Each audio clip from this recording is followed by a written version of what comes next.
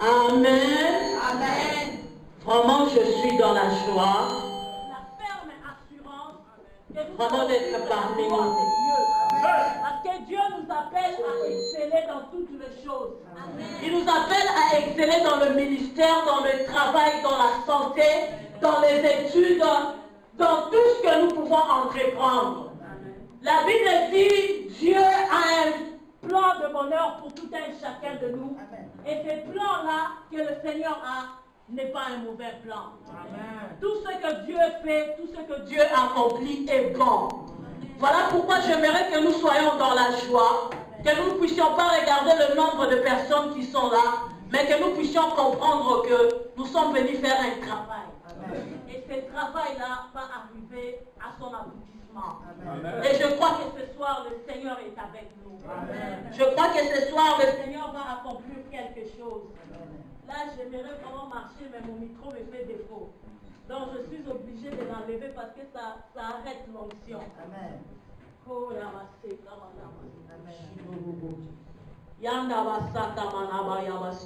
Est-ce qu'on peut encore s'élever dans la présence de notre Dieu? Alléluia.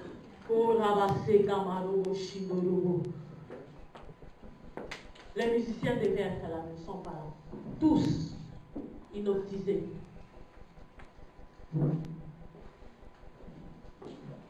Mais Dieu est bon.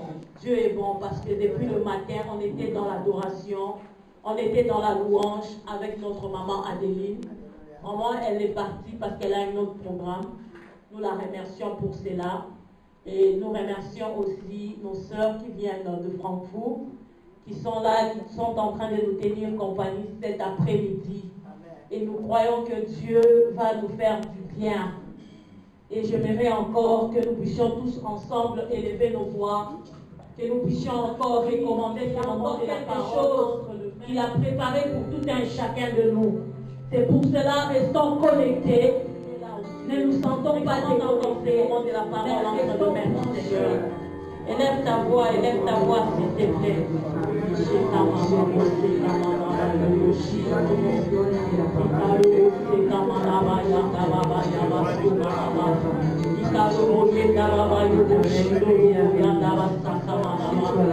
Oh, j'élève ton nom, Jésus, le roi de gloire, le Seigneur de Seigneur.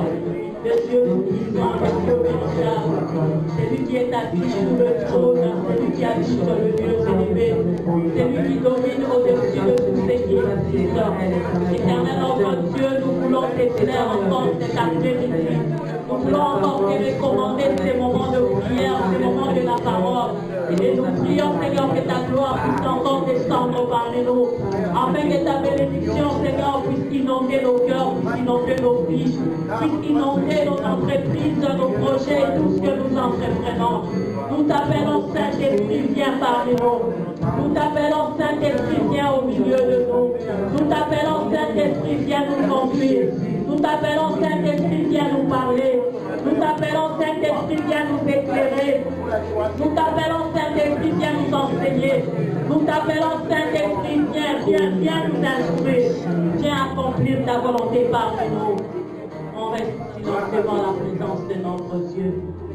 Kamalobo se kamalobo shidolobo. Yanda basa kamanaba yabasko manaba. Ikalobo yenda baba yobo shikamanaba. Ola baba yobo sakamanaba yabasko manaba. Cet instant de la parole, entre te puissantes saintes mains, nous te prions, Père, viens nous parler, viens nous enseigner, viens nous éclairer. Viens encore, Seigneur, manifester ta grandeur au milieu de nous, afin que nous puissions recevoir ce que tu as préparé, ce que tu as prévu, ce que tu as bien organisé, Seigneur, pour la vie de tout un chacun de nous. Éternel notre Dieu, nous voulons vivre ta gloire. Nous voulons vivre ta gloire. Nous voulons vivre ta gloire. Nous voulons vivre ta gloire. Voilà pourquoi, Seigneur, nous disons que tu es saint. Tu es saint, tu es saint. Et nul n'est comparable à toi. Reçois l'honneur, reçois la gloire. Que tout ce que l'ennemi, le diable, a prévu, Seigneur, pour pouvoir nous empêcher, Yahweh, à pouvoir accoucher, Seigneur, cet enfant que tu as amené, Seigneur, dans cette ville, dans ces pays. Dans le nom de Jésus. Merci Seigneur parce que la grossesse arrivera à son terme. Merci parce que l'enfant sera accouché encore ce soir. Merci parce que la bénédiction sera encore déversée en ces lieux. Merci parce que la parole sera encore proclamée cet après-midi. Merci parce que toutes les forteresses de l'ennemi, toutes les pièges du malin n'ont plus de force en ces lieux au nom de Jésus. Reçois la gloire, reçois la louange et l'adoration. Je vais lire ton nom, je l'ai dit, j'ai ainsi prié. Notre verset de base, la parole, Esther 2, à partir du 9e verset. La jeune fille lui plut et trouva grâce. Devant lui, il s'empressa de lui fournir des choses nécessaires pour sa toilette et pour sa subsistance, lui donna 7 jeunes filles choisies dans la maison du roi et la plaça avec des jeunes filles dans le meilleur appartement de la maison de femme. La Bible dit dans le verset 10, Esther ne fit connaître ni son peuple ni sa naissance, car Mardochée lui avait défendu d'en parler. Et chaque jour, Mardochée allait et venait devant la cour de la maison de femme pour savoir comment s'est portée Esther et comment on l'a traitée. Chaque jeune fille allait à son tour vers le roi Assuérus après avoir employé 12 mois à acquitter de ce qui était prescrit aux femmes. Pendant ce temps, elles prenaient soin de leur toilette, 6 mois avec de l'huile de myrte et 6 mois avec les aromates et de parfums en usage parmi les femmes. C'est ainsi que chaque jeune fille allait vers le roi, et quand elle passait dans la maison de femme, dans la maison du roi, on lui laissait prendre avec elle tout ce qu'elle voulait. Elle y allait le soir et le lendemain matin, elle passait dans la seconde maison de femme sous la surveillance des Shanghai, émiques du roi et gardiens de concubines. Elle ne retournèrent plus vers le roi à moins que le roi ait le désir et qu'il ne soit appelé par son nom. Gardien de femme, Esther trouvait grâce aux yeux de tous ceux qui la voyaient. Amen. On acclame la parole très fort et on s'assied. Et si nous avons quelque chose pour noter, on peut toujours noter. Je crois que le Seigneur aujourd'hui, il veut vraiment que nous puissions vraiment acquérir une connaissance par rapport à ces livres ou par rapport à ces messages concernant Esther. Je veux me présenter, je m'appelle Esther, je suis mariée au pasteur Daniel Chambouy. Nous venons de la Hollande, nous habitons à Rotterdam. Le pasteur Daniel est responsable du Gospel News Ministry. C'est le ministère dans lequel il est établi et moi je suis servante, je suis fille adoptive ou fille encore de pasteur Daniel. Et dans le ministère, j'ai été aussi parrainée par le pasteur Dick Van Estel, qui est aussi mon père ministériel. Je suis ordonnée évangéliste et je exerce le ministère de femmes dans le cadre de femmes de valeur. Et c'est dans ces cadres-là que nous nous réunissons ce soir. Le Seigneur nous envoie en mission et nous allons de ville en ville, de pays en pays pour proclamer l'évangile de Jésus-Christ. Amen. Est-ce que nous sommes dans la joie? Amen. Si quelqu'un est dans la joie, balançons le bras. Si quelqu'un est dans la joie, qu'il puisse vraiment sourire. Parce que la sourire nous fait encore belle. Tu sais, si quand tu es tellement nerveux, on ne peut même pas dire que tu es belle, hein? Parce que tu te fâches tellement. Mais quand tu as un visage relaxé, alors les gens regardent et disent, elle est tout le temps souriante. Même quand elle a des problèmes, elle est tout le temps souriante. Le Seigneur aime des femmes comme ça. Amen. Le Seigneur aime des femmes qui ont le cœur ouvert. Le cœur prêt à accepter la volonté de Dieu. le cœur disposé à entrer dans la volonté de Dieu. Le Seigneur aime ceux qu'il aime. Et il est très attentif à la prière de ceux qu'il aime. Amen. Je voudrais vraiment que nous soyons ensemble parce que nous allons travailler ensemble. Oui, nous venons de lire ce texte qui nous parle d'Esther. Je ne voulais pas directement parler de Esther parce que quand nous ouvrons le livre d'Esther, nous avons quand même de personnes qui sont principales, de personnes qui sont importantes, de personnes qui nous vraiment interpellent, de personnes qui jouent vraiment un rôle principal qui nous permet aussi de pouvoir parler d'eux. Souvent quand les gens parlent du livre d'Esther, ils parlent que d'Esther, mais ils ne parlent pas de tous ces gens-là qui ont aussi de rôle à jouer ou qui ont aussi joué un très grand rôle dans cette histoire. Je voulais que nous puissions dire un mot sur le roi Assuérus. Et Assuérus signifie silencieux ou dans d'autres sens c'est pauvre. Et j'allais dire quelque chose, Assuérus, ce n'était pas le nom propre du roi, mais on était en train d'attribuer à tout le roi qui était perse, hein, c'est comme on dit président au Congo. Mais au Congo aujourd'hui, c'est tout le monde qui est président. Bon, n'est-ce pas? Si j'ai 4 personnes que je suis en train de donner les ordres, je suis président. Mais la Bible dit quoi? Le roi Assuérus, il avait 127 provinces. Hein? C'était de l'Inde à l'Éthiopie. Hein? Donc quand on les regarde, même la Belgique, on ne peut même pas ouvrir la bouche. Quand on veut parler de province, je veux prendre un exemple concret, c'est comme au Congo. Nous avons une province de Bandundu, de Bazaïr, de Kananga, de Bushimai. Ce sont de provinces. Et c'était la même chose, le roi Assuérus, il était en train de diriger, il était roi sur 127 provinces. Donc, je n'arrive même pas à expliquer parce que même les États-Unis, il n'y a pas 50 provinces, hein, je crois 50, hein? 52. Donc c'est vraiment. Donc il avait vraiment une responsabilité, il occupait un rôle vraiment très très capital.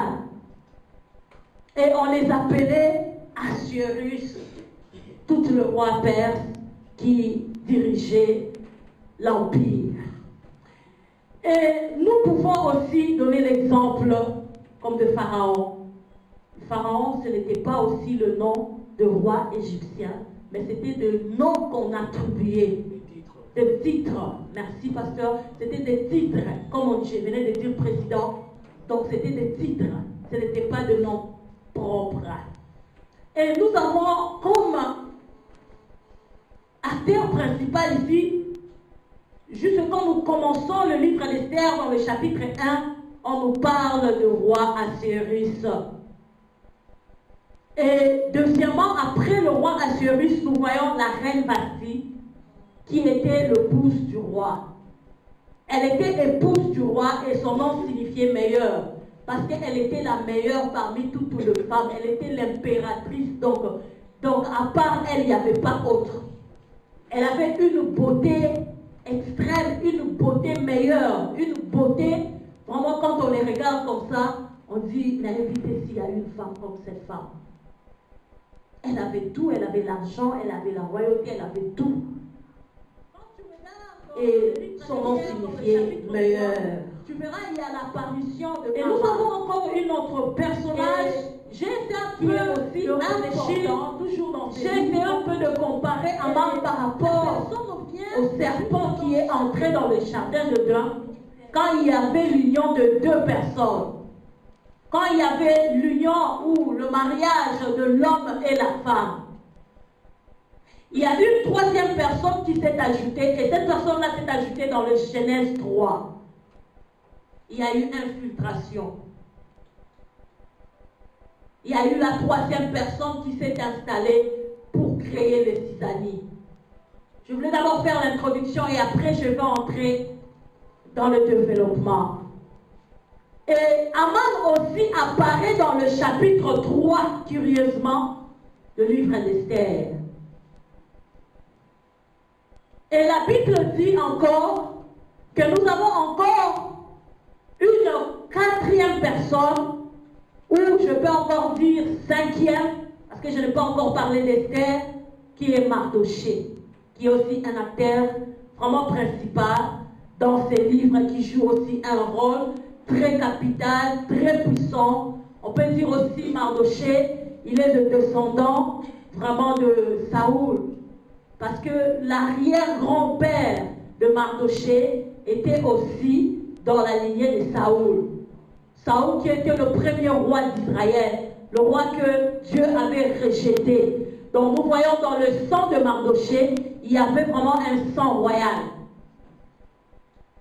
C'est pourquoi tu verras, dans l'histoire de Mardoché, quand tu descends, le Seigneur l'a élevé. Parce que dans sa lignée, il y avait déjà quelque chose qui voyait déjà que c'est une famille vraiment qui a le sang de la royauté.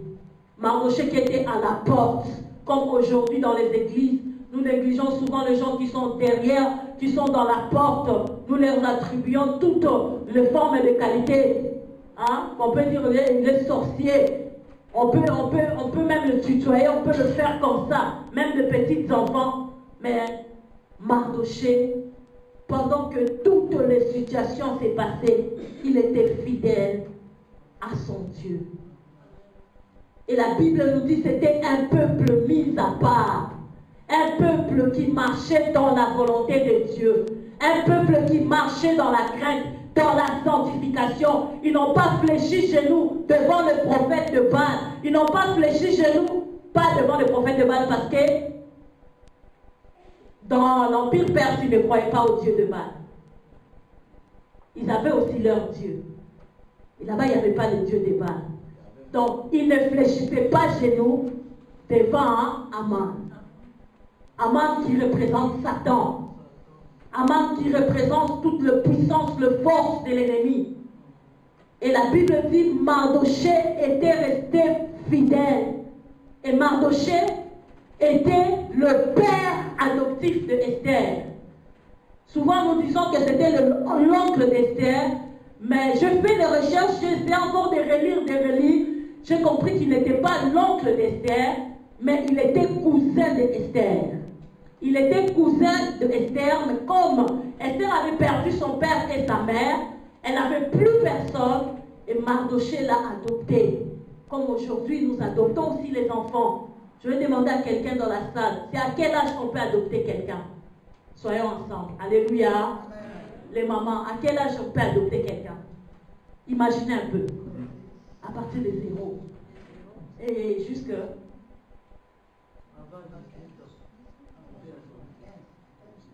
Alléluia. Est-ce que nous comprenons l'adoption?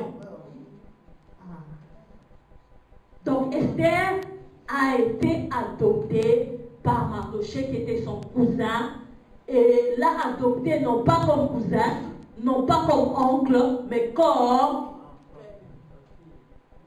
Donc il était son père adoptif. Il était le père de Esther. C'est pourquoi c'est important, bien aimé dans le Seigneur, tel que nous sommes dans les églises, d'avoir un père. Quand tu n'as pas un père, tu ne pourras pas savoir comment est-ce que tu dois marcher dans la volonté de Dieu. Amen. Et ce n'est pas donné à n'importe quel père de diriger sa fille ou son fils dans la voie de l'Éternel. Il faudrait que ce papa-là puisse lui-même connaître Dieu. Amen. Il faudrait que ce papa-là soit lui-même d'abord fondé dans la parole. Il faudrait que ce papa-là soit lui-même responsable. Parce qu'aujourd'hui, nous avons des papas qui ne sont pas responsables. Bonjour, maman Isabelle, tu peux avancer. Elle vient de très loin, elle vient de Stuttgart. Les gens de Bruxelles, vous m'inquiétez. L'Allemagne est là complète. Tu peux prendre place, ma chérie, viens. des papas irresponsables. Tous les jours, cailloux. Les cailloux est devenu comme corvée. Hein? Il n'a plus autre activité. Même lire la Bible, il n'a pas le temps. Les cailloux, donc c'est enregistré dans la tête. Et depuis qu'on a commencé à faire les cailloux bien aimés, on ne se rassasie pas de l'argent. Chaque jour, on a besoin d'argent, n'est-ce pas? Amen. Pour voir comment est-ce que la vie est compliquée. Chaque jour, on a besoin de l'argent. Mais la volonté de Dieu est quoi? Et que nous puissions accomplir sa volonté. La Bible dit, cherchez d'abord le royaume des cieux et tout vous sera donné par-dessus tout. Mardochée avait d'abord voulu faire la volonté de Dieu et c'est pour cela qu'il a été récompensé par l'Éternel. Aujourd'hui, les gens veulent piétiner. Les gens veulent voir les femmes sur la rue. Les gens veulent voir les filles sur Matongé en train de faire n'importe quoi. Mais les gens ne veulent pas voir les femmes avoir quelque chose comme ça. La jalousie entre, la sorcellerie entre, beaucoup de problèmes. Pourquoi? Parce que tu as cherché à avancer. Mais Esther s'est dit, je dois traiter mon corps. Je dois traiter spirituellement, je dois traiter physiquement. Parce que je dois me rencontrer avec le roi. Là, elle n'a pas gêné. Parce qu'il fallait manger pour avoir une belle taille. Et il ne fallait pas manger n'importe quoi.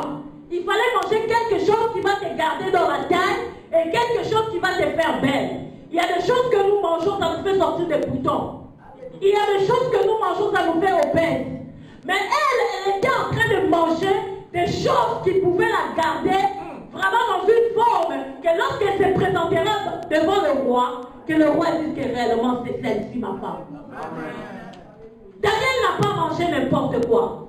Ils ont refusé le maître du roi. Ils se sont dit, nous allons manger poire de l'eau et manger des légumes. Pendant 10 jours. Et après, la distinction était de leur côté.